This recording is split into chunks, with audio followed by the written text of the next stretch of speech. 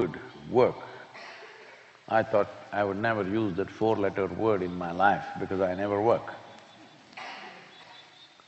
But I started seeing comments coming up, saying, oh, Sadhguru is always having fun. So then I started using the word work. Otherwise, for many, many years consciously, I never used the word work because I never thought this is work, because work is for people who want to make a living. Making a living has never been on my mind, right from very early age. When I decided not to qualify myself for anything particular, my father, who was academically a very studious and always in the top three kind of academic person, and he couldn't imagine how somebody will survive without a qualification. So he was fearful of my future always. What will happen to this boy? First thing, he has no fear in his heart. And next thing, he's not qualified for anything. Where will he go? What will he do? I said, you don't worry about my survival. I don't know what I'll do, but if nothing works, I'll go into the forest and live. Because I knew I could survive in the jungle effortlessly, because I had done that before. I said, you don't worry about me. I will not come begging on the street, nor will I come back to you asking for something. Because from the age of 8, I did not take a single rupee of pocket money. I earned my own pocket money. So, when I was 10, 12 years of age, I have a few thousand rupees in my hands. I'm a rich guy, very rich but I don't know where to keep it. So every thousand, I put it in a rubber band and hid it in my books all over inside, because my books were never disturbed. There's so much knowledge, I don't like to disturb them. So I hid my money tightly rolled up wads. So when I want to go on one of my expeditions, all I have to do is take one wad, put it in my pocket and go, it'll keep me going, because I had sponsored many cycling expeditions for all the other idiots who just when somehow I get 3, 4 of them and say, let's go on this trip, just when we're about to leave, they say, I don't have tires, so I cannot come. So I put new tires on them, and after the trip is over, I took it back.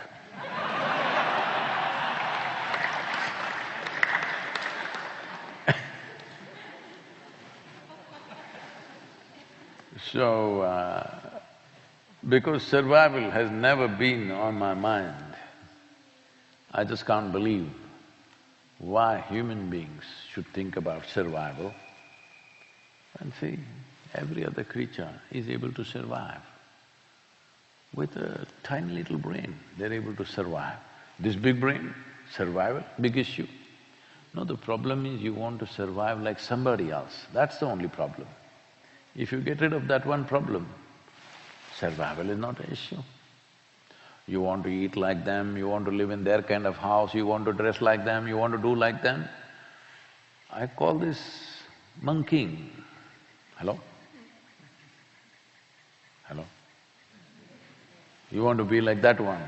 This is monkeying, this is an evolutionary issue, some things didn't happen. Sadhguru, as soon as you come back, you're getting mean once again. No. Even on the trip, I've been mean. Because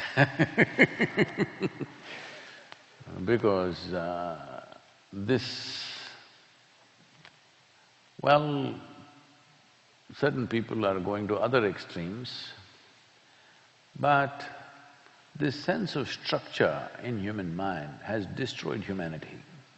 For everything there is a structure, for everything there is a structure. It's very important. You undo this structure Otherwise you will never know life. It's all set. It's all set. That's it, we have to go to school at a certain time, school is over, then we have to go to the university, maybe you didn't go there but you had to at least leave the house. But once you get a job, every day you have to go there at that time. Slowly you build structures and structures and structures. In these structures there is no life, there is only psychiatry. Yes, there is no life. So once in a way, once a year, you take a 10-day vacation and then you enjoy. No, first 2 days only, after that you know what happens. So I decided my entire life will be a vacation, but making the vacation useful. I'm not talking only of this 36 days. I've been on a vacation always. Nobody has seen me ever in a working mode. So this is serious business, spirituality. Hey, click me, huh?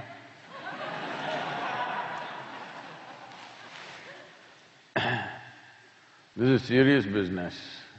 This is not even like going to the office. Spirituality, Serious business. Probably never before it's been conducted with such casualness and ease. I'm not trying to brag about myself, but unfortunately I've looked and it's been too bloody serious, I wouldn't want to be there.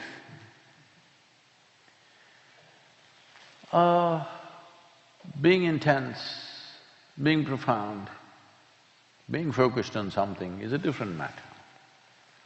Becoming serious and becoming a workman is a different matter. Oh, all this is easy for you, sitting and talking here, people are commenting. What about that man who has to stand in the grocery store queue? He can stand joyfully, who's stopping him? Hello? The man who's standing in the queue and the man or woman who's standing behind the counter, all of them can stand joyfully. Is anybody stopping them? There are so many people who do simple jobs with great joy, so many. I think generally this is more, at least it used to be more true with women, because they largely worked from home, like now all the men are also doing, thanks to the virus. So, at least I've seen my mother, my aunts and others, it's such a joy for them to cook, take care of the house, they will be singing and this and very happy that somebody eats well and da-da-da, Once in a way they get into a mess, but generally I always noticed women were doing their work far more joyfully than men, most of the time. Things have changed now. Now ladies are clapping their hands.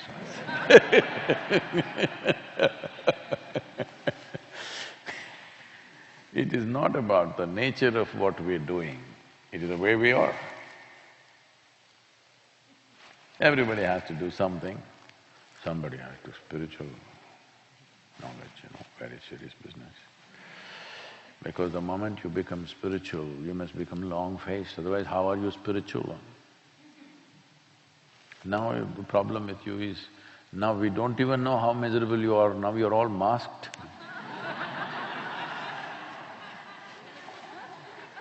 We can't even find out, and that too Isha mask style right till here.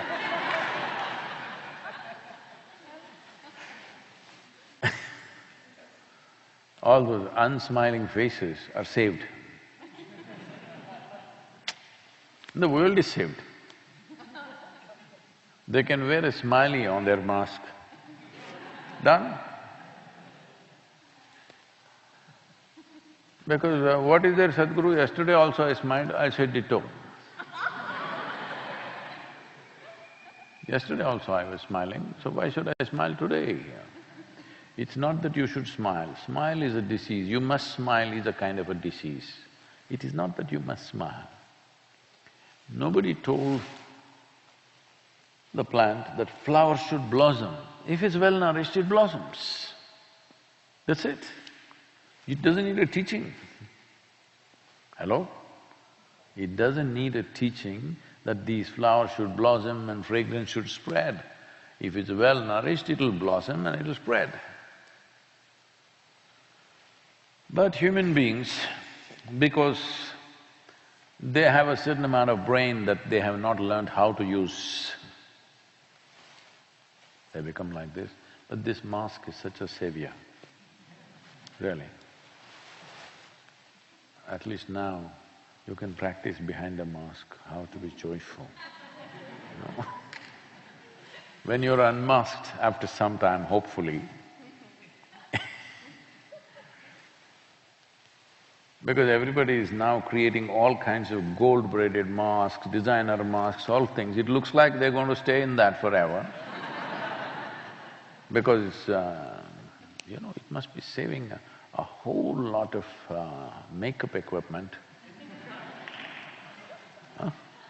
See, now just imagine, even in the movie, suppose they make a new movie, everybody is masked. So there's a certain kind of equality. Because there are no beautiful people, no ugly people, no good-looking people, not good-looking people, everybody same, you can wear a designer mask. So, why am I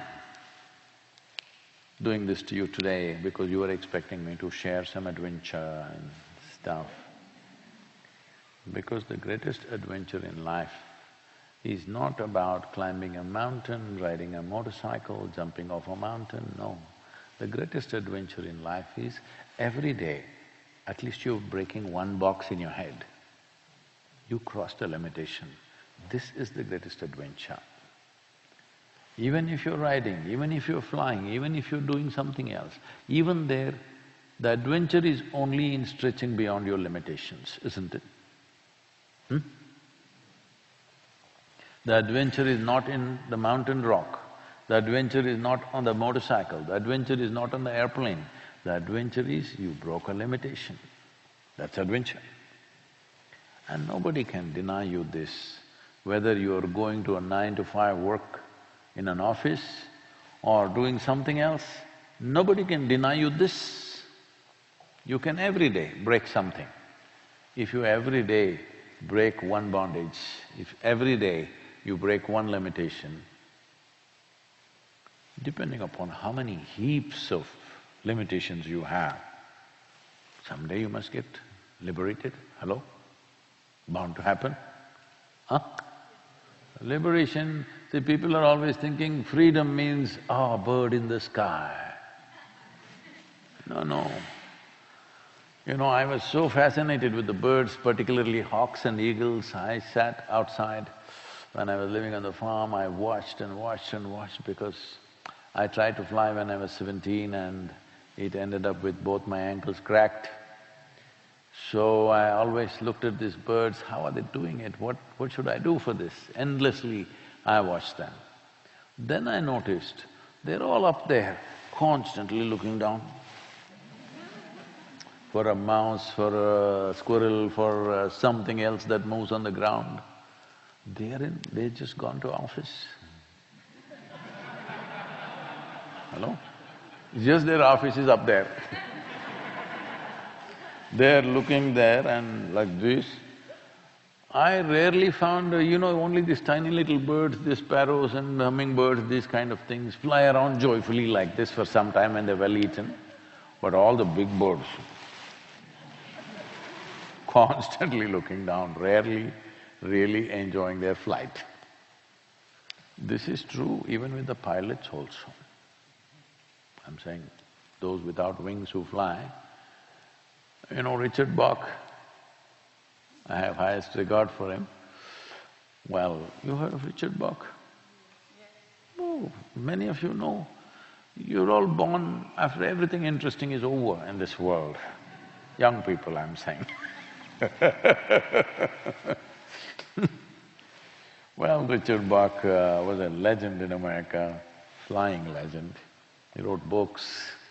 Some of his books became worldwide cult classics, Jonathan Livingstone Seagull.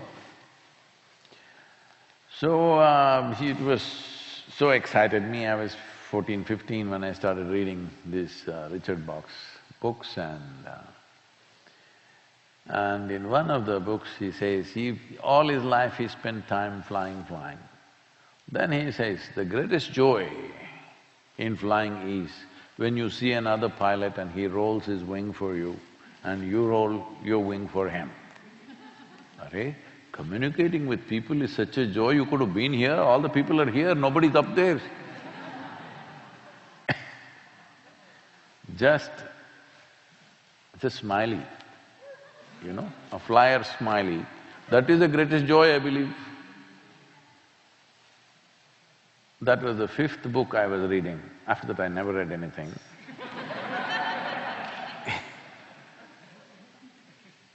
Because you just enjoy… I know, Jyoti, you're masked, I can't see you. No, it's showing in your eyes, it's okay.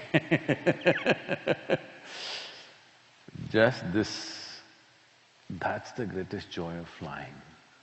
You could do it here. Hello? So, adventure is not in a particular activity, it's the way we approach life. Every step can be an adventure. In every step, you can walk a little better, do you know this? Hello? Have you tried? Just the step that you take, because it's not a simple act. Walking on a round planet, the goddamn thing is spinning. You think it's a small thing? Ask the boys who get drunk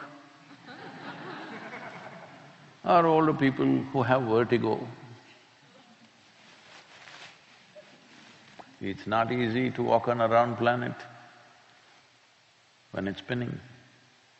There is a tremendous mechanism here.